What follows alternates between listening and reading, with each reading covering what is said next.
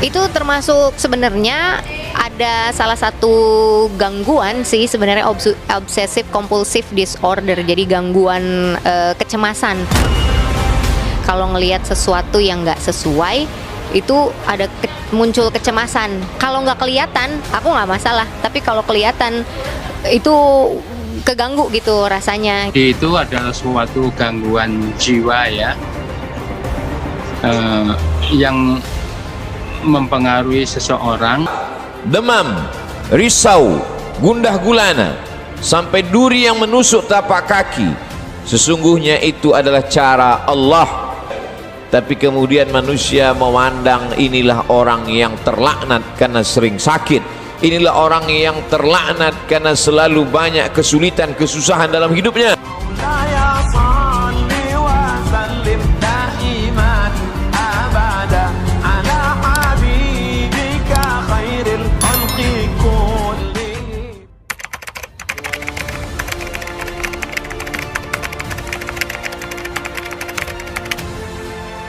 Yang ketika diberikan nikmat, manusia menyangka itu nikmat, padahal itu hanyalah azab yang tertunda. Apa kata Allah Subhanahu wa taala? Sanastadrijuhum, kami berikan mereka istidraj min haitsu la ya'lamun, tanpa mereka sadari mereka sedang dipermainkan Allah Subhanahu wa taala. Orang menyangka mereka adalah orang-orang yang diberi nikmat, padahal sesungguhnya dia sedang dipermainkan dengan azab tapi berbaju nikmat. Nabi menjelaskan ayat ini, innallaha la yumli lizalim. Allah Subhanahu wa taala mengulur orang-orang yang zalim, yang aniaya. Diulur umurnya panjang, diulur rezekinya banyak, diulur keluarga anaknya sehat lengkap sempurna, tapi justru itu menjauhkan dia dari Allah Subhanahu wa taala. Ada manusia ini perbuatannya jauh dari Allah, tapi istrinya dekat kepada Allah. Ada manusia ini keluarganya jauh dari Allah, tapi pekerjaannya dekat kepada Allah. Laknat adalah ketika tiga-tiga yang ada dalam diri manusia semuanya jauh dari Allah Subhanahu wa taala. Tabbat syada Abi Lahab wa tabb. Abu Lahab dilaknat Allah. Apa yang pertama jauh dari Allah Subhanahu wa taala? Ma aghna anhu maluhu. Hartanya yang banyak justru membuat dia semakin jauh dari Allah. Wa ma kasab, usahanya, pekerjaannya, perbuatannya, aktivitasnya juga membuatnya jauh dari Allah. Wa mra'atuhu hammalatal hatab, perempuan yang mendampingi dirinya juga membuat dia semakin jauh dari Allah Subhanahu wa taala. Jangan sampai kita salah pandang. Karena salah berpikir, maka kita akan salah melihat, salah berbicara, akhirnya kita akan suudzon kepada Allah Subhanahu wa taala. Di mana keadilan Allah?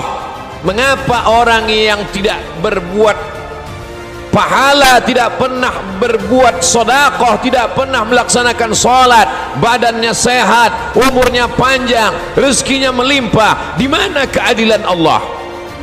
Salah paham, salah fikir, salah pandang, salah bicara. Padahal sesungguhnya Allah Subhanahu wa taala sedang berbuat seadil-adilnya.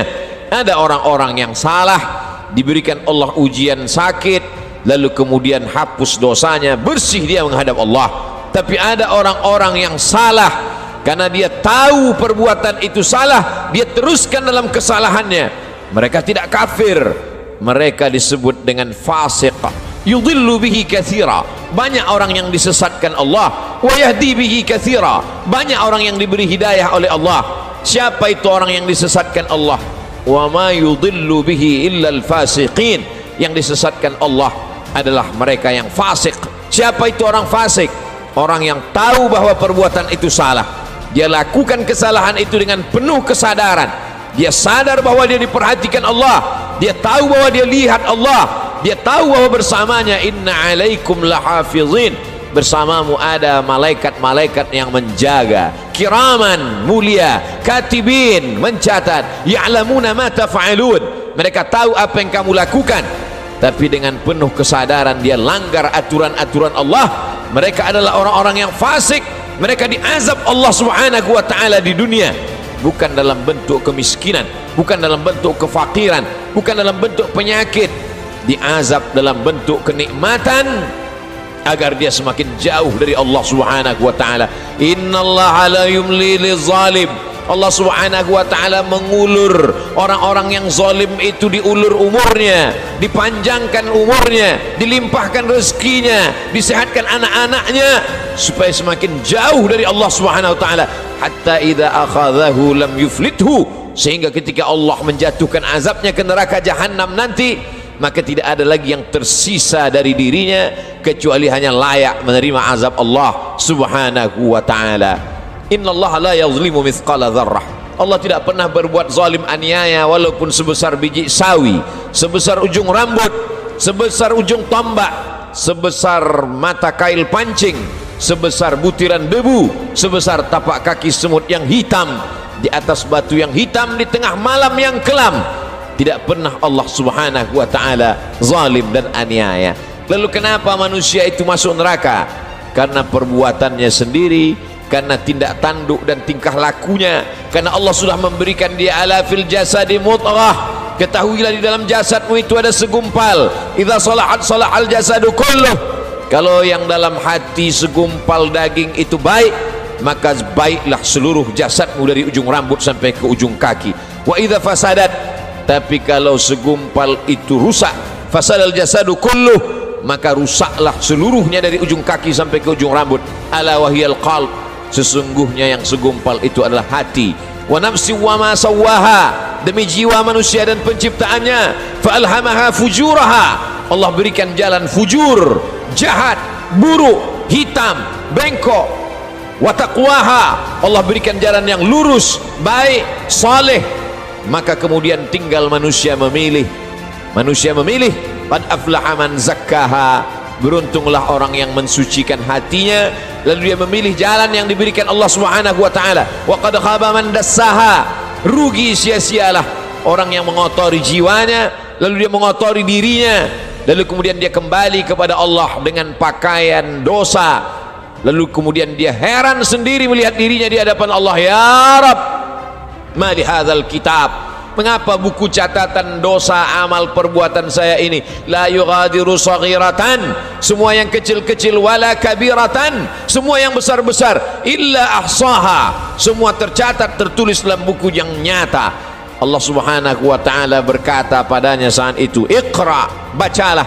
Di dunia kita diperintahkan membaca Al-Quran bersama para kiai, guru, abaib, alim ulama, kita diperintahkan membaca kitab-kitab. Tapi saat itu kita diperintahkan Iqra kitabak, baca buku catatan amalmu. Kafa bi nafsikal yauma 'alaika hasiba, cukuplah itu sebagai alat untuk menghitung segala perbuatanmu. Tapi saat itu apa daya, apa yang dapat dilakukan manusia? Penyesalan tak lagi bermakna. Saat itu dia hanya dapat mengutuk dirinya. Saat itu wasiqal ladzina taqaw rabbahum, orang-orang yang takut kepada Allah, maka dia akan digiring, dibawa ilal jannati zumara, masuk ke dalam surga berjamaah.